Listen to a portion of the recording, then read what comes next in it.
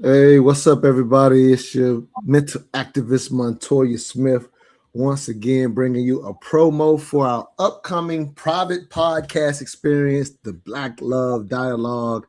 I have another amazing co-host. I'm just spending the first couple of weeks as we promote our new private podcast experience. It is a different experience.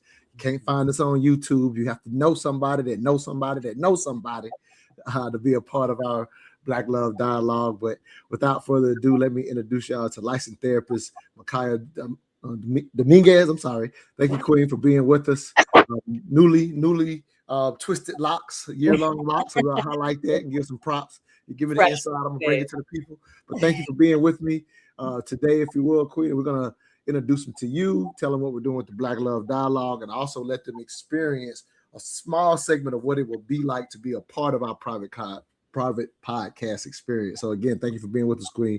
If you will, give us some background, because I particularly wanted you on here as a licensed therapist. So if you'll give some background in regards to that, and then I'm going to tell you why I particularly chose you to be a part of our Black Love Dialogue. Yes, absolutely. Well, thank you for having me as a part of this initiative because I respect the work you're doing and the desire to inform and empower our community with this information because it really is necessary. So part of the reason why I'm here and what I do, I want to bring my training to our people. I want to introduce it to us. There's only but so much work I could do one-on-one or doing couples work, doing the workshops is very limited. But in this setting, what I'm aiming to do in 2026 is really share the information, best practices, clinically speaking, what makes marriage and relationships work so that we have longevity, health, and legacy in our community. No, absolutely. And so, as I've been introducing my host, I've been telling each of you why I chose you, if you will. And you actually came as a referral from Phyla, who we introduced last week as a Mhm. part of as one of our co-hosts for this private podcast experience, and she highly recommended you. And so I was able to look at you on IG, and I'm like, okay, well, I was telling her, I was like, we need a licensed therapist. Like, wow, she's an award-winning relationship coach, and we got some other amazing people who are in the mental health space or in the relationship coaching space. I was like, we got to make sure we have, like you said, clinical approaches and understanding of what's happening in current times, right? That's Right. what makes this so unique in the sense that modern times are very different than maybe even some of yesteryear, and how we look at marriage and how people stayed together, various situations, various reasons why that happened, and it's not happening as much, or people even avoiding, in a sense, possibly getting married or waiting longer, and a lot of different factors in that. And so I was like, we got to have someone who understands what's happening clinically as well, so we can have that to help our people.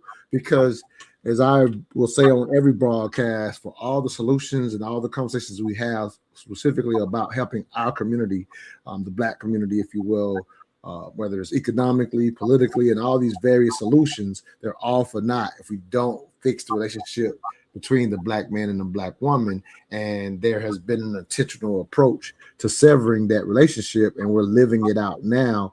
I would say to our community's detriment. And so, that speaks to why I chose you to be on this broadcast. Mhm. And that's exactly what fueled me to do this type of work, just along those lines of working with individuals who have, just very severe symptoms of anxiousness, of post-traumatic stress, of severe depression, right? And the more I work with people, the better I'm able to track it all the way back to childhood. But the cornerstone of a childhood is really the parents, right? That parental unit, that marriage unit, that couple that birthed this child. So in order to effectively treat what we're seeing individually, as folks are aging and coming into adulthood and the dysfunction we see in interpersonal romantic relationships, if we're going to take it all the way back, we have to start with the cornerstone, which is the romantic partnership that begins before we birth, right? And so Wow. that's part of what fueled the work that I do. And I love that you mentioned in other content that truth comes in many colors, right? And so some of the training that I've received is not for, by folks who look like us. However, the truth still remains that there is research that is statistically accurate and best practices that are going to support the thriving of our relationships if we are to take heed. So my training happens to be by one of the most prestigious institutions in the United States for marriage therapy, and that is the Gottman Institute. So Nice. I do come equipped with that information. So now I understand why Father said we got to have Michaiah. So thank you, Father, for getting me Shout this out, Paula. amazing sister. Shout out to her, absolutely. And Yeah. so, and let me bring a little context, because in current times, because of social media, because of technology, we're in the information age, right? But unfortunately, we get over information, or people or experts are not seen as experts were seen just 10 years ago, or especially 20 years ago, right? Experts are not looked at in the same thing. And so with a lot of the work that I've done with mental dialogue, I'm known for, in a sense, bringing a lot of stats and things of that nature. And so sometimes people may think I lean on them too much, but I just want to say, for the sake of this broadcast, I've always understood that robust studies, if you will, really just speak to a trend. And as you highlighted, best practices. So and I'm pointing it out because sometimes people will say, oh, the stats don't mean nothing, the people manipulate them. I'm like, no, if you have a comprehensive study, it gives you an opportunity that those of us who we understand that it's a trend. We're not saying it's the way it is. However, sometimes you can esteem a lot of value of say, hey, if you lean into this, there's more of a possibility to this. Like, I don't have children, if you will, but I've always said, in the sense that if I had a child, the main thing that I would always give them, because they're going to be their own person eventually one day, no matter what, right? But the thing that I hope they will lean into, and the thing that I would give them, is play the numbers in your favor. Like, lean on that more times than not.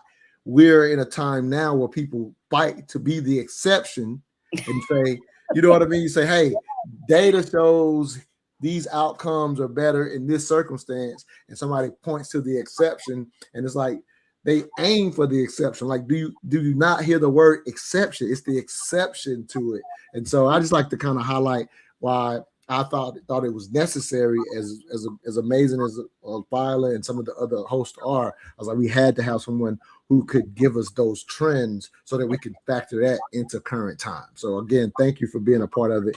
If you will, let me ask you you kind of mentioned it when you were introducing yourself, but if you could dig just a little deeper, explain your why you want to be a part of this particular experience over maybe being a part of a public podcast where people can just find it on the YouTube. There's a reason why we're going private, right? And so if you just kind of speak to why this situation resonates for you, because you agree, not knowing me. Everybody else knows me personally. You're the newbie here. Why did you agree?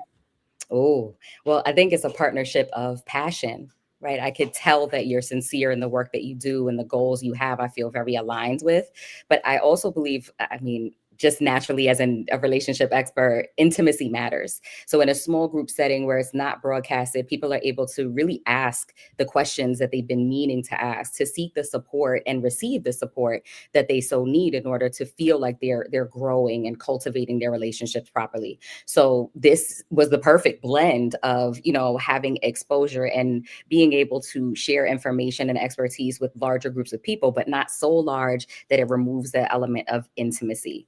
With intimacy comes vulnerability, comes transparency. And again, those questions can be answered, and it's a direct answer to a specific question that someone may uniquely have, as opposed to just general conversation. So yes, we may start with the general theme, topic, or clip, but we, of course, are going to then address the people in the room to give them the resources and support that they need. And I feel very strongly about that it is individualized and the intimacy is there. No, absolutely. And just to give clarity to anybody who may want to be a part of our broadcast, it's not even being recorded. We call it podcast. It's a popular term. It just kind of makes it familiar. We're calling it the private podcast experience. But you in the audience, you can talk directly to, let's say, Michaiah is featured for that evening. You can bring your questions and you can talk, or you can sit back and just listen and learn. Because at the end of the day, what I want the Black Love Dialogue to be is a self-help for modern marriage. And if you think about self-help, you want to get exposed to the correct information on a consistent basis. That's what it takes because of how our minds work and merge things together. Because, you know, as good as the internet is with information, unfortunately, people are trying to give themselves therapy via the internet because you can get, like, for example, we're going to play a clip. The clips alone, in a sense, they stand alone in themselves. The difference with the Black Love Dialogue is you're going to have experts like Michaiah, where you're getting context, and that's the thing that gets missed. Because we're on these screens so much, we're missing one of the most vital aspects of communication. Context is everything. And because we don't communicate directly as much as we used to in the past, screens often you lose context. How many times have you had an argument because context was lost in a text?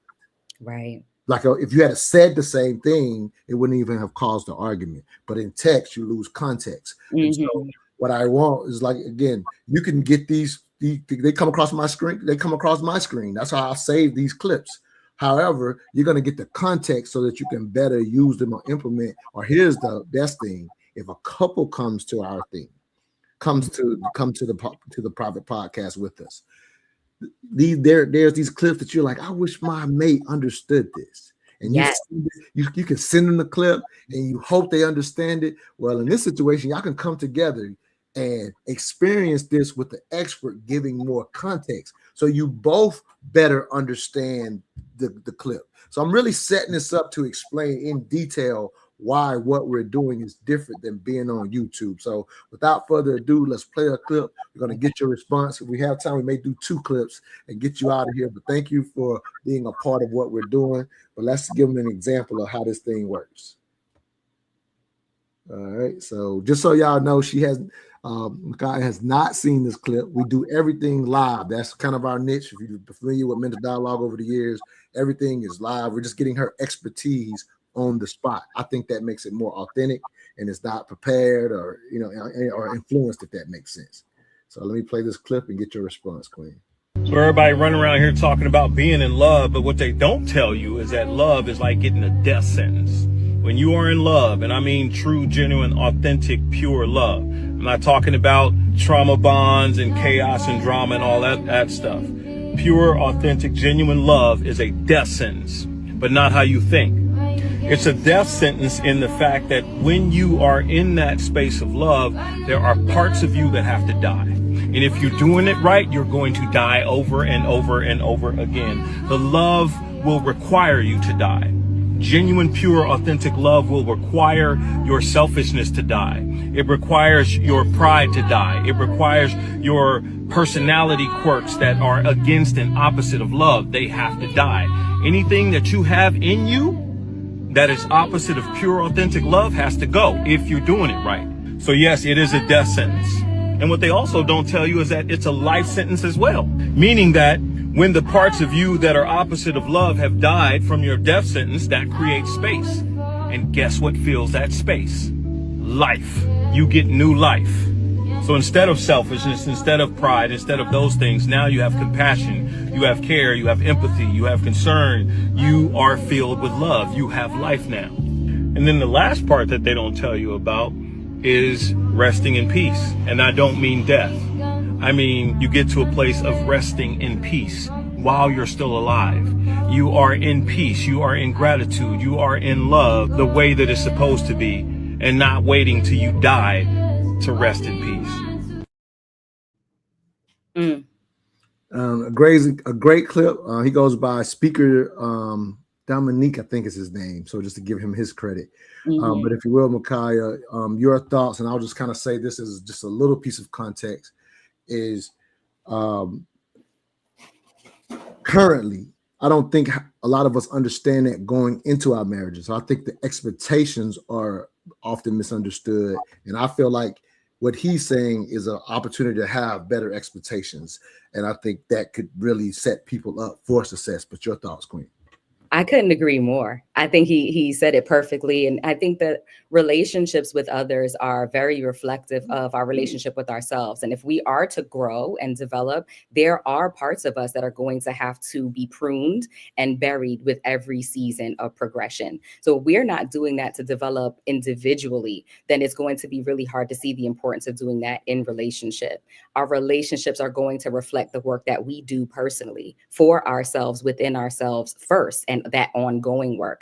So a commitment to understanding relationships, the importance of dying to the things that are probably killing you, but then will kill the relationship as well. We get a mirrored experience in marriage to show us what needs to be pruned and what needs to be buried in order to continue to grow and have new life, renewed life in the longevity of a marriage and the commitment that we're making to it. Yeah. And just to highlight, you highlight on your page that you, as a licensed therapist, post-divorce, that's something that you specialize in. Yes. And so I think that's something that we should bring to the table just for the moment, from the standpoint that, again, thinking about what he said, and in a sense, some people do want to take that second shot. The reality is, if you just go by the trends and the numbers, second marriages actually failed at a higher rate than actual initial marriages in general, right? And so exponentially so. Absolutely. So with the Black Love Dialogue, if you happen to be in that situation, we're going to help you not be in that number, right? We want to help you be in a number that, in a sense, if you want to take a second shot and get it right the second time, we want to make sure we give you that information. And so I love when he says, you know, these different parts, certain pride, things have to die as a part of you pruning yourself, as you said. The thing is, quite often you're in a relationship, have fell in love in current times, using love as the love, whatever understanding you have of love, without ever knowing that was going to have to take place. Right. And so you set up for failure if you're not aware that growth is an essential element of having healthy long-term relationship. But what I find interesting as well, and kind of bringing some of the statistics into this, there are 4 predictors of divorce. And I'm not talking about, oh, it could happen, it's likely. No, 4 predictors. If these 4 elements are a part of your relationship, you are headed for divorce without question. But 2 of those speak to pride. So when we resist allowing pride to die, we have defensiveness, right? We have this, I must protect myself. I must defend who I am, how I do things, and not allowing that growth, resisting the change, is going to then put one of those 4 horsemen of the apocalypse, as they call it, right? One of those 4 is going to be a part of this relationship and cause its downfall. So defensiveness is one, but contempt is the other. So if you're resistant to hearing feedback and you believe you're better than your partner, you know better, and only you are able to give constructive feedback and expect your partner to grow, that contempt, this nose up attitude, is the most powerful predictor of divorce. Right. I've seen that myself. I've seen that. When we don't give into the process of growth, of pruning, of dying to ourselves daily and committing ourselves to the legacy of marriage, then what we have are 2 out of the 4, the predictors of divorce. And we don't want that. No, absolutely. And again, creating the correct expectations. You could be an amazing person yourself. You the 2 of you just have decided to spend your life together. And if, again, as you say, if you don't understand this growth, and here's the hard part, growth, everybody would say, oh yeah, I want to grow. I expect to grow. Right. We'll help explain what growth, how difficult it actually can be and how it feels. Because without that understanding, you will grow to resent your partner, and you both were good people and decided to spend your lives together, and then often feel completely opposite at that time that y'all decide to part. And that resentment is unavoidable if you didn't know what growth actually was. It's unavoidable. Right. You know what it is. So those are the type of things we'll help you with. I got 2 minutes. I'm gonna give you one more clip and let you get out of here, just because we got 4 minutes. So here's 3 reasons why emotional intelligence is the most important thing in a partner. First, emotional safety becomes the foundation of the relationship. And this is really important because it creates a space where you can be seen, you can be heard, you can be safe to be real and your authentic self. You don't have to hide anything. You can say what needs to be said, and it will be received and it won't be taken personally. Secondly, they don't weaponize your vulnerability. They don't use your pain against you. They actually hold it, and they hold it with love, with presence, with empathy and compassion. And third, they take responsibility instead of deflecting blame. Imagine how easy and light it would feel to be with someone that hears you, accepts responsibility, and in the middle of conflict, they don't spiral into defensiveness. They pause, they reflect on their own part and how they were responsible for the conflict in the first place. And this turns arguments into opportunities for growth instead of cycles for pain. So that's Danny Morrell with another great clip. That taking responsibility and not into defensiveness is not something we practice, generally speaking, throughout our lives. So to have to do it inside of a relationship can be very new. Yeah. For the sake of not reiterating everything that he just said, because yes, yes to all of it. But the flip side of that coin, and what I often work with clients around, is, are you that type of partner that is emotionally mature? I know we like to focus on what type of partner we need, deserve, and want, but are you in fact a safe space? Are you able to be vulnerable? Are you able to hold space for someone else's emotions without taking personal offense? So when we look at this list of expectations that we have for others, and I agree, we should all have a standard and set expectations very early on when we start dating and enter into, an engagement process and get that type of counseling and support. We also have to be introspective. Am I able to do the very things that I'm calling my partner to do? Even when we feel like we are the most emotionally mature and can listen, can we also speak? Do we know what feelings words to use? When we are overstimulated or overwhelmed, how do we respond to others around us? Can we self-soothe? Right? Can we sit still enough to observe context, to hear what's being said and what's not being said, and to be loving even when we're angry? Are we able to do that? Right. And so the work is twofold. It's not just knowing what we need to receive, but being able to extend that to others as well. Absolutely, because the brain is an amazing thing. You're the expert here, right? You have all this information, and here's the reality: even knowing is not the answer. It's doing. And so the brain will respond the way it will respond when you say turn it on the other person, or can you give that safe space? Are you able to do those things? So what happens is you can, like you said, you can be the emotionally mature one that often is emotionally mature. However, your brain can be triggered, and when it becomes emotional, you will fall out of your knowing. Oh, yes. And react the exact same way. So when you, like you said, when you turn it back, can you do it? People have not often thought of that because they're just going by most of the times when they are mature, when they are that way. When your brain goes into reaction, it doesn't matter what you know. Sometimes those things just are fleeting, and we all have blind spots. So it I think reinforces the importance of what you're doing here through this private podcast. It's that we get to expand our vision, to look at our blind spots and be honest with ourselves in that space, ask the right questions, and have practice with seeing how it feels to show up differently. No, absolutely. So thank you for, introducing, allowing me to introduce you to the people. Absolutely.